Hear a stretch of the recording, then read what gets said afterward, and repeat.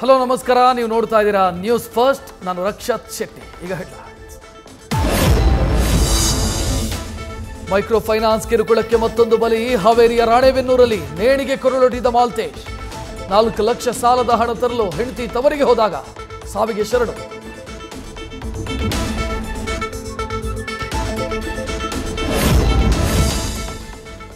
ವಿಧಾನಸೌಧದಲ್ಲಿ ಹೆಚ್ಚುತ್ತಾನೇ ಇದೆ ಬೀದಿ ನಾಯಿಗಳ ಕಾಟ. ಶ್ವಾನಗಳ ಕಿರಿಗ್ಗೆ ಮಂಡೆ ಬಿಸಿ ಮಾಡಿಕೊಂಡ ಸ್ಪೀಕರ್. ನಿಯಂತ್ರಣಕ್ಕೆ ಪ್ಲಾನ್ ಮಾಡಲು ಸಭೆ ನಡೆಸೋದಕ್ಕೆ ಯುಟಿ ಖಾದರ್ ಚಿಂತನೆ.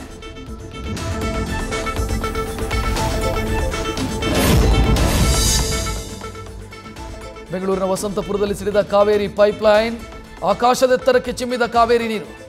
100 ಮೀಟರ್ಗೂ ಹೆಚ್ಚು ಎತ್ತರಕ್ಕೆ ಚಿಮ್ಮಿದ ನೀರಿನಿಂದ ಹಲವು ವಸ್ತುಗಳು ಜಖಂ.